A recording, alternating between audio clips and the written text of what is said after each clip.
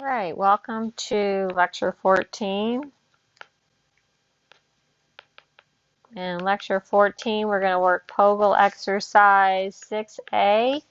It's called Organic Reactions, Bond Breaking, and Reactive Intermediates. All right, so go ahead on page 65 and get your POGIL books out and start working through Model 1, and we'll go through it together. And then you can do your additional exercises.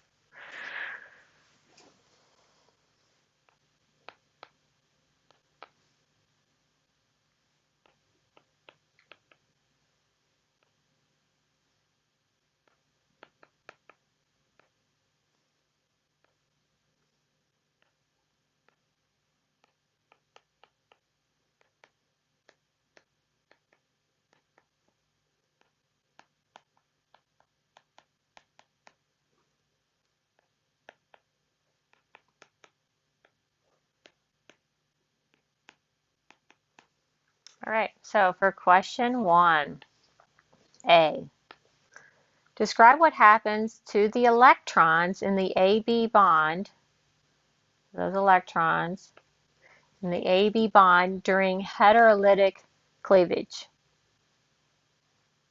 Okay, so I wrote in heterolytic cleavage, both electrons goes with one atom while the other atom gets none. Okay, so those electrons both go with B here. And then okay, that's why you get charged species. 1B, explain what a full arrow, the double barbs, you see, illustrates. Did you write 2 electrons? 1C. No, we're 2A. Describe what happens to the electrons in the AB bond during homolytic cleavage. All right, so here we have 2 electrons in this bond. So I put 1 electron goes with A, and the other electron goes with B, 2B. Explain what a half arrow means. So that means only 1 electron is moving.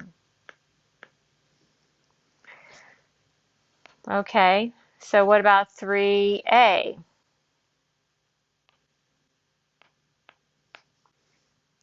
Ions are charged species. What type of bond cleavage produces ions?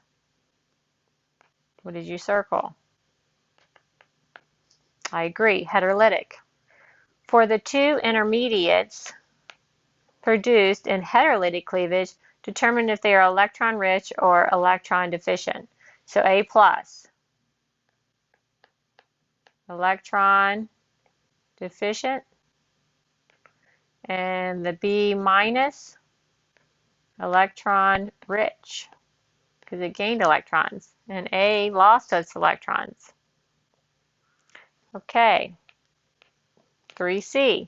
Recall that a positively charged species is a cation, and a negatively charged species is an anion. Label the cations and anions of the intermediates below. Okay, so these are intermediates, so they're going to be in the valley. Okay, so what's this one? That's a cation. What's that? OH, hydroxide, anion. What about a negatively charged carbon? An anion. And a cation. All right, page 66. 4A. A radical species is a species that has an unpaired electron. Which type of bond cleavage produces radicals? Okay, so you see the radicals here. These are your radicals. So did you write homolytic cleavage? Okay, so yes, homolytic cleavage for that. For B, for the radical CH3,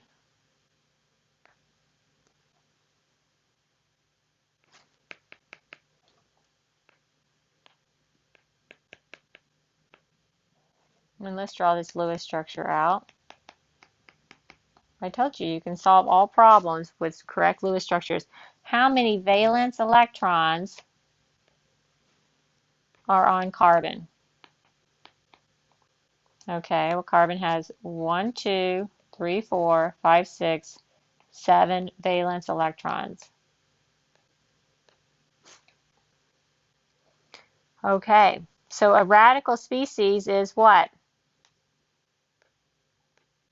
I put electron deficit, okay, because it really wants an octet, right? So it wants to have 8 electrons. So 7 is less than 8. Circle the radicals of the intermediates below. Did you circle the cyclopentyl radical and the bromine radical? Okay, moving on to 5A. The type of bond cleavage that occurs is circled. So what's the type of bond? Okay, so this is for the reaction below. So I will write this.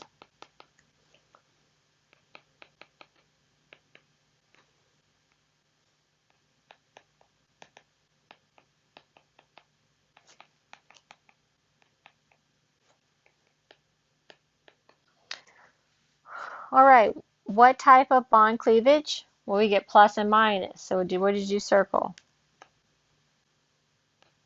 Heterolytic? Identify the reactive intermediates. Okay, let's label. What is your first one? That is a cation, and this is an anion. Just so you care. No, you really only care about the carbon because we're organic chemistry. Draw curved arrows to show electron movement for this bond cleavage. Okay, so we want double-headed arrows, and those electrons, where are they moving? Towards the bromine. So we always draw these 2 electrons, this double-headed arrow, going towards where it's going, which is usually the more electronegative atom. All right, that completes Model 1. Now we're going to go on to Model 2.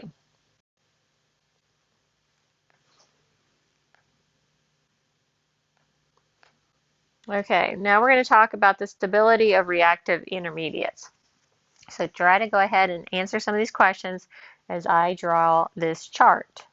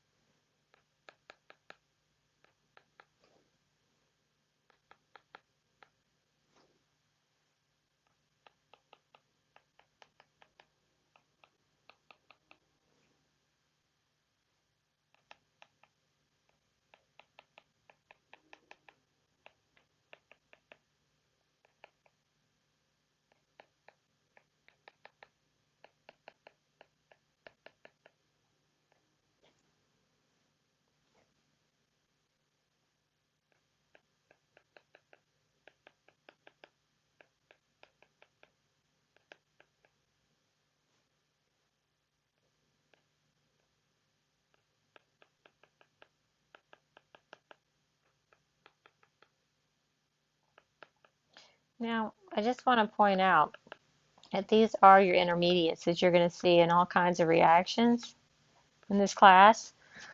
The first two that we're really going to be, you're dealing with radicals in chapter 4, and then we're going to get into cations in chapter 6. Okay, so this will be chapter 6, and radicals in chapter 4. And then you won't get to anions probably until chapter 20, maybe, a little bit, organic 2. Okay, so let's answer questions. 6A. For all the intermediates in Model 2, circle the carbon containing the positive cation or the anion negative or the radical. And the reason why you want to be able to do this is you're going to need to focus your eyesight there when you're trying to solve reactions. So I'm just going to highlight. Okay, so this is the carbon for the anions, this is the carbon for the anions, that's the carbon for the anions. For the cations, here's your carbon. Okay, and then for the free radical, here's your carbon. All right, number 6B. Consider the primary. Okay, so we're looking at this column. Primary intermediates. How many carbons are directly attached to the carbon that is circled? So this carbon has 1 carbon. This carbon has 1 carbon. This carbon has 1 carbon. So 1 carbon. Primary. Okay, for 6C. Consider the secondary intermediates. How many carbons are directly attached to the carbon that is circled? This carbon has 2. This carbon has 2. This carbon has 2. So 2. 6D. Consider the tertiary intermediates. How many carbons are directly attached to the carbon that is circled? Do you see that it has 1, 2, 3? 1, 2, 3. 1 should be a CH3. 2, 3. So 3. Okay, so now we're on 6E. And you should label each one of those as either primary, secondary, or tertiary. So go ahead and do that while I draw them. And then you can check your answer with me. Also give it its name. So is it an anion or a cation?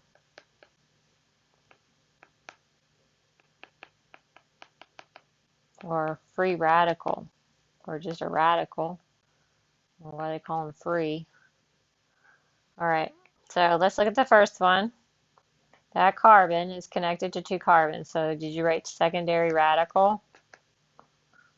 All right, this carbon connected to 3 carbons, tertiary carbocation.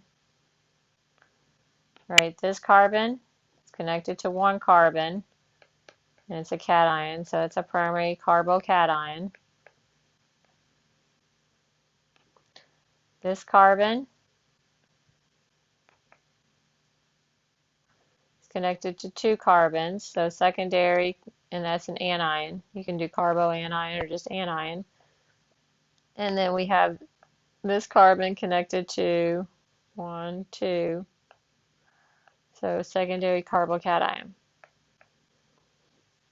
And whenever you're doing primary, secondary, tertiary, the problem when it asks you to classify the carbon, that's what it's asking for. Classify means, is it a primary, secondary, tertiary in your assessments?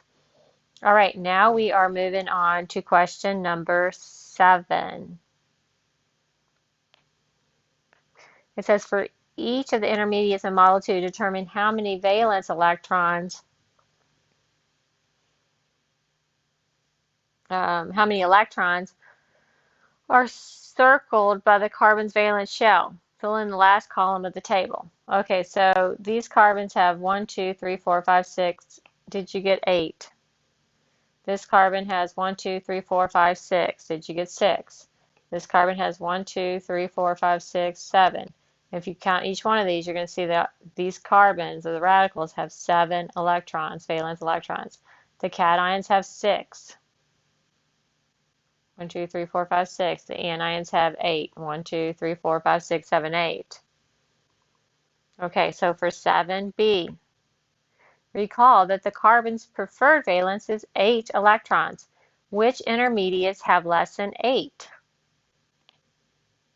So which ones have less than 8? The cation and the radical, right? Did you circle that? Intermediates with less than 8 valence electron would be expected to be electron deficient. Which of the intermediates in Model 2 would be expected to be electron rich? All right, so electron rich for the anion. So like I said, in Chapter 6 and Chapter 4, the reactions that we're going to be dealing with, we're going to be dealing with the electron deficient carbon, and that's going to determine its reactivity. All right, now we have question number 8, and then we can go on to Model 3. Okay, so alkyl groups, we're on 8.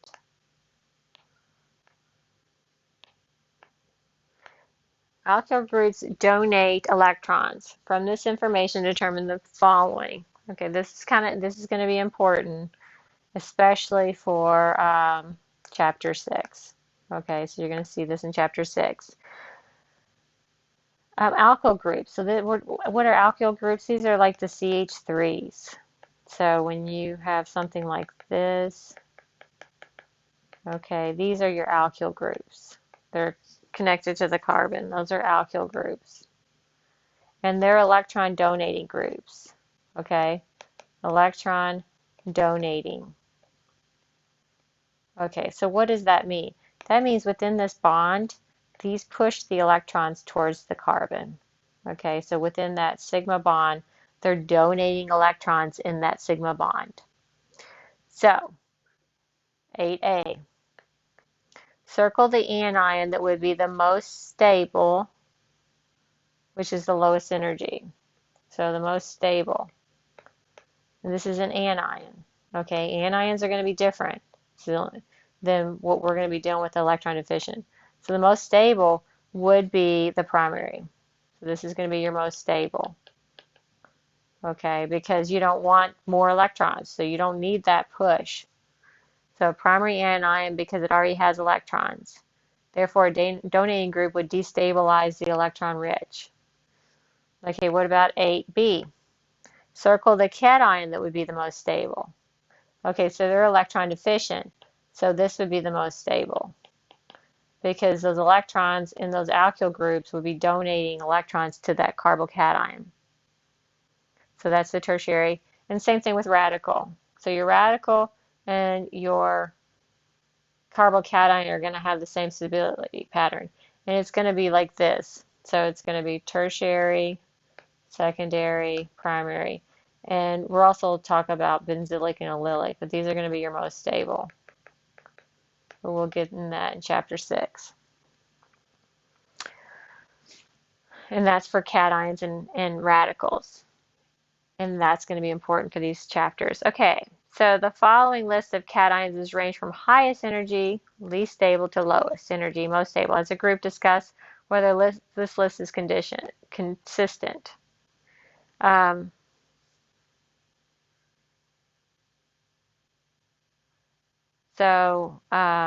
No carbons to stabilize the proton. So that's the problem with this. Okay, and then this doesn't have any alkyl groups, and then primary, and then secondary, and then tertiary. So this tertiary carbocation would have the most. So that looks good. All right, we're on to Model 3.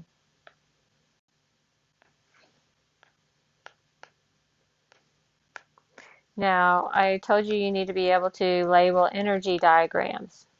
So that's what Model 3 is going to kind of help you do with reaction intermediates. So go ahead and try to answer these questions as I draw the models.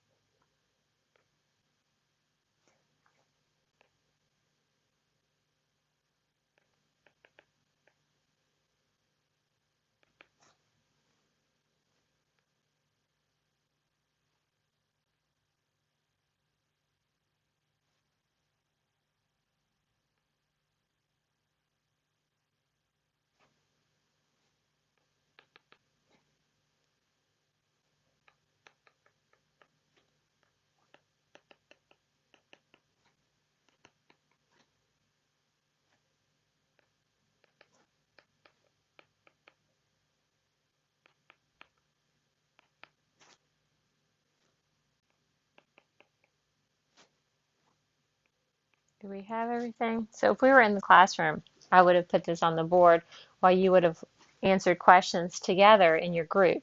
And then we would have different groups go up to the board and teach the class. So for energy diagram on the left side of Model 3, the reactants are, what did you say? AB? Okay. And the products are AC. Circle the intermediates on the above diagram. So you just circle the intermediates that's in the valley. Which species are the highest in energy? The reactants. Okay, so these are here. Intermediates are here. And products are here. Which one would you say? The intermediates, that's right. So that would be the highest. The intermediates are higher along the y-axis, which is your energy. So when proceeding from the reactants to the intermediates in the first step, energy is consumed or released. Okay, you have to get over this hump of energy. Okay, so what are you doing? For AB, you're either breaking the bond like this. What do we talk about when we break bonds?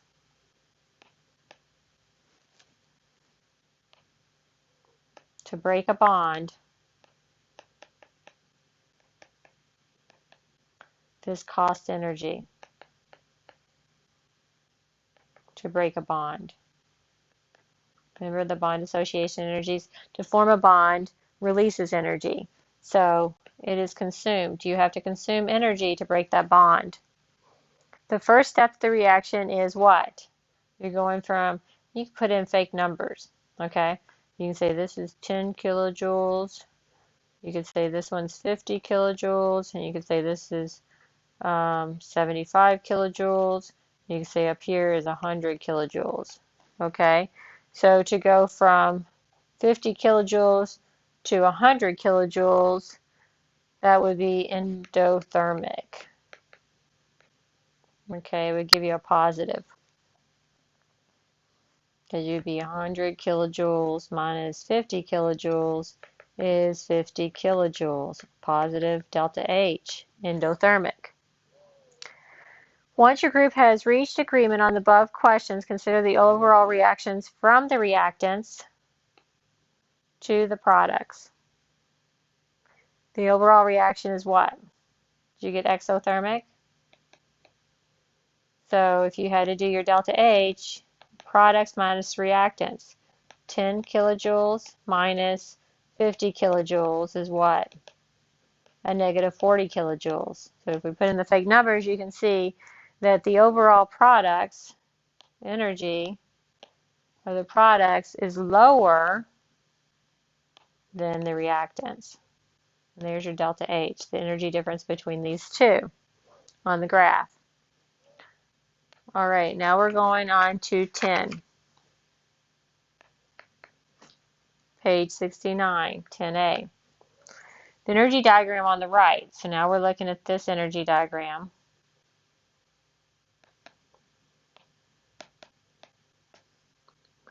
On the right side, the reaction this energy diagram represents is shown below. Okay, so here it is right here, the reaction.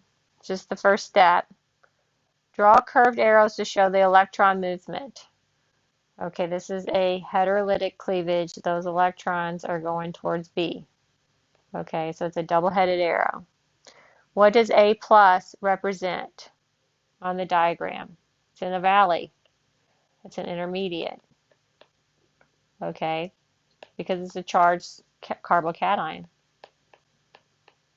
They cannot be end products. Okay, if A plus represents three types of cations that can be formed after breaking the AB bond, which cation would be the lowest in energy? Okay, so you know that the tertiary, so this carbon cation, would be lower energy. And then this could be a secondary, which would look like something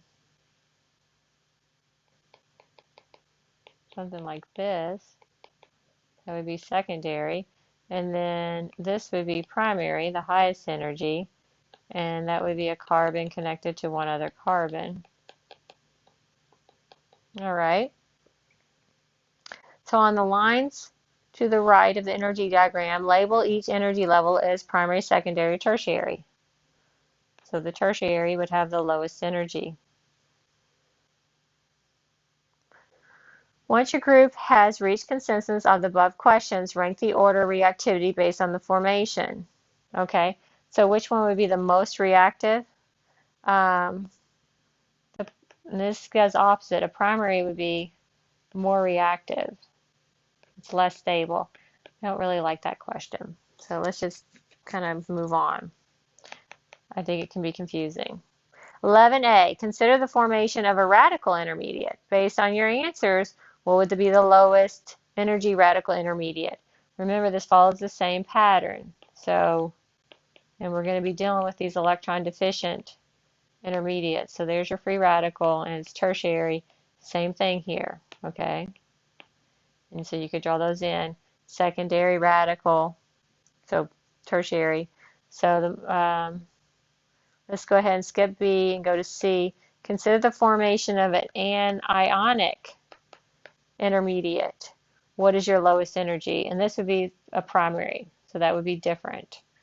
And you don't even really need to deal with that because you're not going to deal with anionic until organic 2.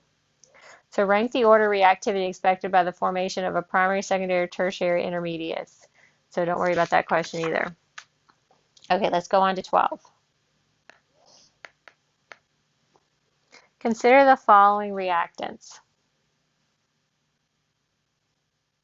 Okay, you go ahead and answer these while I draw them.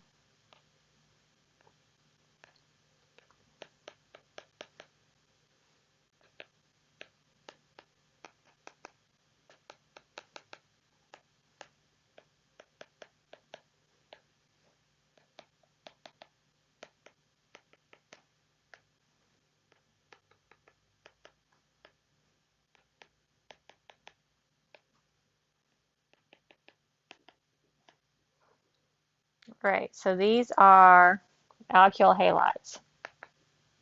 That's their functional group, okay? These are going to be the products in chapter 4. Okay, which would be the most reactive in forming a carbocation intermediate? Okay, so the most reactive carbocation intermediate, this is why I didn't like that, would be the most stable. Which would give you the most stable carbocation? That's your question. Okay, so however this is asking, this is the question. You're going to solve all these problems. Which one gives you the most stable carbocation? Well, when this leaves, this results in, it's kind of like when you made your conjugate base. You had to ask the stability of the conjugate base. All right. So this one's going to be your most stable.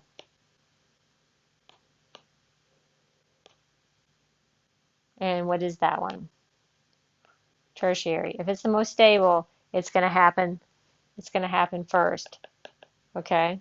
So it's going to happen the first. Which reactant would be the most reactive? So that's forming a cation. Forming a radical intermediate. Same thing. So A is going to be most likely to form. So I don't care how you react. It's most likely to be formed. So instead of most reactive, just say most likely to form. It's going to be A for carbocation and radical. Okay? And don't even worry about the anion. So you can scratch C. All right, you should be able to do your additional problems now. When I'm looking at 13, I want to see the electron flow arrows. I'm looking to see if you can do, and also in 14, homolytic versus heterolytic, and can you draw your intermediates. 15, we're looking at stability. You've got anion, which is opposite than free radical and carbocation.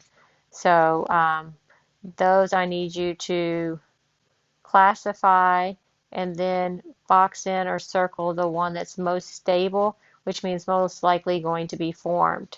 And this is going to be important when you're forming carbocations because they will rearrange to form the most stable carbocation. So you want to know the most stable carbocation. And we're also going to be forming free radical intermediates in the POGL exercise 6B. And therefore, for selectivity, you're going to have the most stable free radical. And that's always going to be the tertiary because they're electron deficient over the secondary, primary, and this is called a methyl. Okay, something like that is a methyl, and that is so not stable. That won't even happen. Primaries don't even happen, but tertiary and secondaries do happen. Okay, because they are somewhat able to be formed. All right, now on to POGL exercise 6B.